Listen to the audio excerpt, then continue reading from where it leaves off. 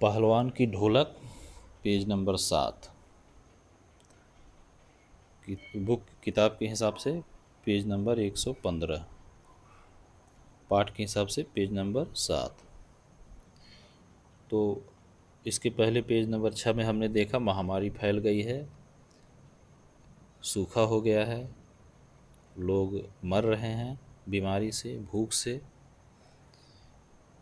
तो उसी स्थिति का वर्णन करते हुए आगे इस पेज में लिख रहे हैं, किंतु सूर्यास्त होते ही जब लोग अपनी अपनी झोपड़ियों में घुस जाते तो चूं भी नहीं करते, यानी कोई आवाज़ नहीं आती। दिन में तो कुछ थोड़ा बहुत आवाज़ आती भी थी, लेकिन रात में कोई आवाज़ नहीं आती।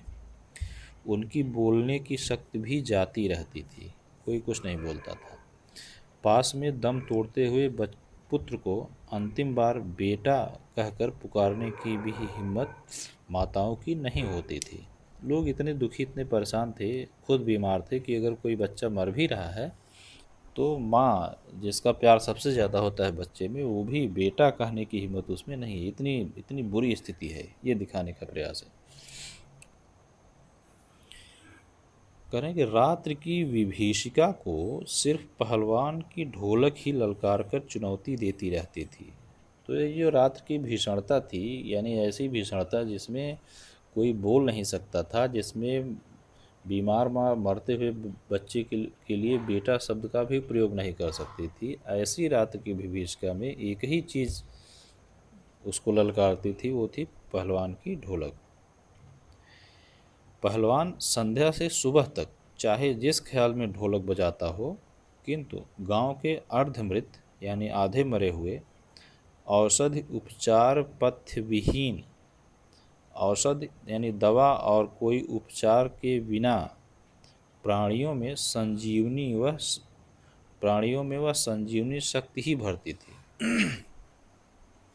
यानी जो अर्धमृत हैं, लगभग मर रहे हैं, कोई उपचार जिनके पास नहीं है, कोई दवा जिनके पास नहीं है, ऐसे लोगों में संजीवनी शक्ति भरती, उनमें हिम्मत देती कौन? वो पहलवान की ढोलक रात भर बजती रहती। बूढ़े, बच्चे, जवानों की शक्तिहीन आंखों के आगे दंगल का दृश्य नाचने लगता था। वो शक्ति दरअसल कैसे मिलती थी? जैसे जब दंगल होता था तो उसमें ढोलक बजना, पहलवानी देखना, एक उत्साह का माहौल होता है। दंगल देखते समय ढोलक बजते ही वो उत्साह आने लगता था, दर्शक में भी और लड़ने वाले में भी। तो वही उत्साह का भाव अब जब ढोलक बज रहा है तब भी उत्पन्न हो रहा है। इसीलिए उनमें एक संजीवनी शक्ति आ रही है, एक हिम्मत आ रहा है, एक साहस आ रहा है कि वो इस महामारी से, इस दुख का सामना कर सकें। इसलिए लिख रहे हैं कि सभी की आंखों में दंगल का दृश्य नाचने लगता था। स्पंदन शक्ति शून्य स्नायुओं में भी बिजली दौड़ जाती थी उस ढोलक के प्रभाव से ही। स्पंदन शक्ति शून्य स्नायु, स्पंदन यानी जिसमें कंपन शक्ति, कंपन यानी थोड़ा सा हिलने डुलने की भी शक्ति, स्नायु यानी नाड़ी, यानी शरीर में हिलने डुलने की भी शक्ति जिसमें नहीं है, उसमें भी बिजली दौड़ जाती थी। स्नायु यानी नस होता है, नस जो शांत रहते थे, यानी बीमारी दुख की वजह से, वो उसमें भी जोश और उत्साह भर जाता था। क्या सुन करके? ढोलक की आवाज़ सुन करके। कैसे?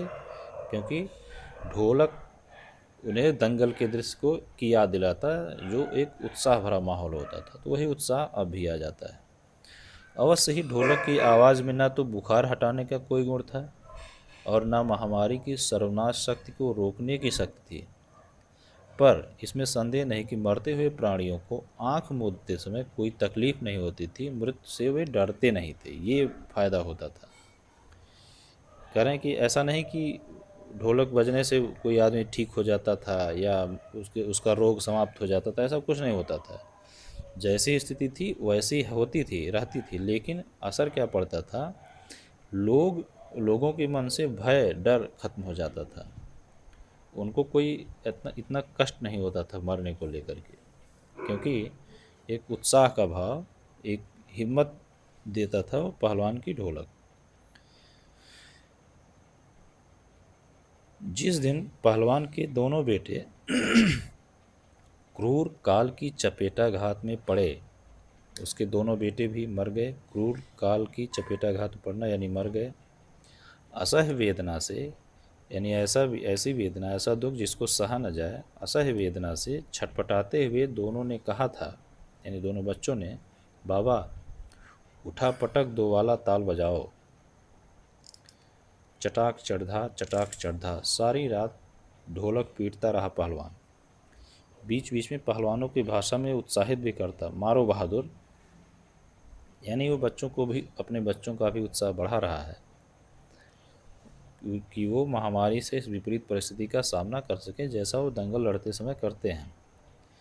प्रातःकाल उसने देखा उसके दोनों बच्चे जमीन पर निस्पंद पड़े थे। निस्पंद यानी जिसमें स्पंदन ना हो, जिसमें कंपन ना हो, जिसमें चेतना ना हो, जो हिल डुल ना सके, उसको निस्पंद कहेंगे।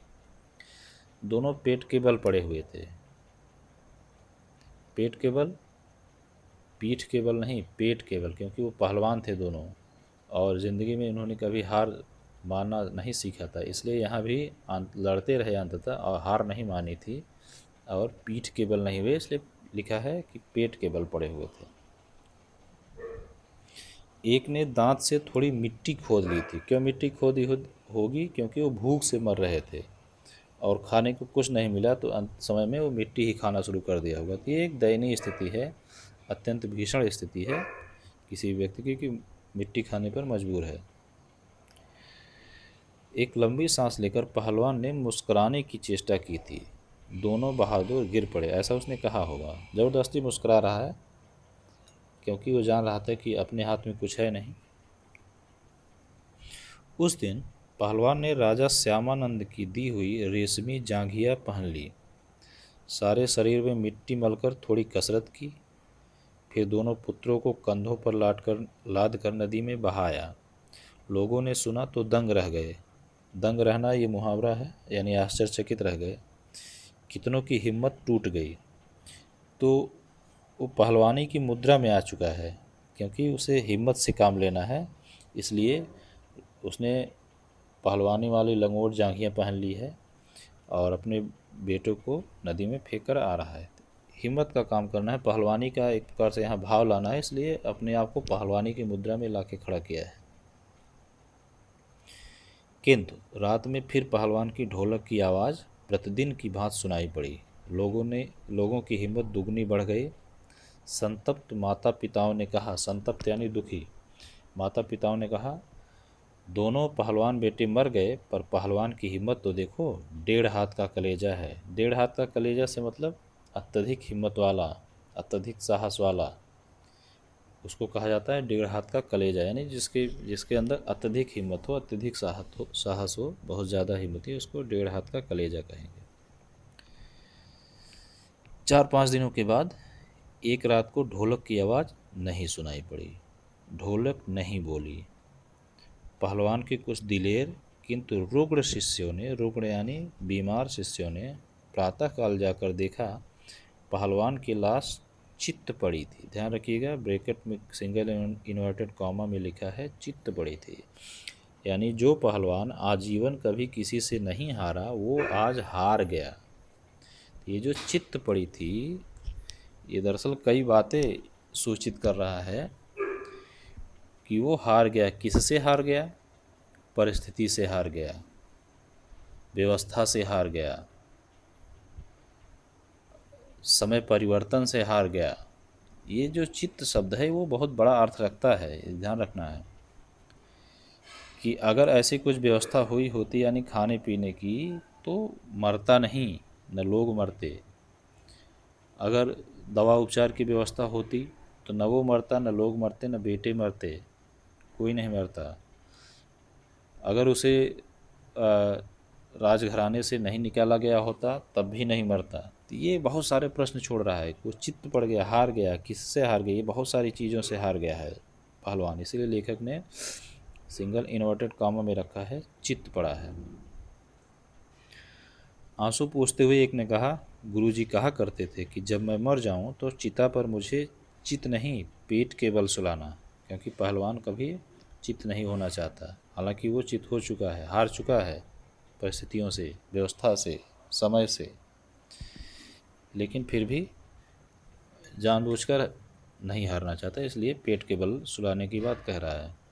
मैं ज़िंदगी में कभी चित नहीं हुआ, और चिता सुलगाने के समय ढोलक बजा देना, वह आगे ना बोल सका। उसके शिष्य ने बताया होगा, क्योंकि ढोलक से ही वो आगे बढ़ा था, ढोलक से ही लड़ता था, ढोलक के प्रभाव से ही वो जीतता था, इसलिए ढोलक बजाने की बात अंतिम समय में भी कह रहा है। तो ये जो चित शब्द है, देखिएगा दोनों बार सिंगल इन्वर्टेड कॉमा आया है, वो हारने की बात है। और वो हारना एक व्यापक अर्थ रखता है। परिस्थिति से हारना, व्यवस्था से हारना, समय परिवर्तन से हारना, लोक कला का हारना, लोक कलाकार का हारना, ये सब अर्थ रखता है। तो इस प्रकार से पेज समाप्त होता है और पाठ भी समाप्त होता है। पहलवान की ढोलक।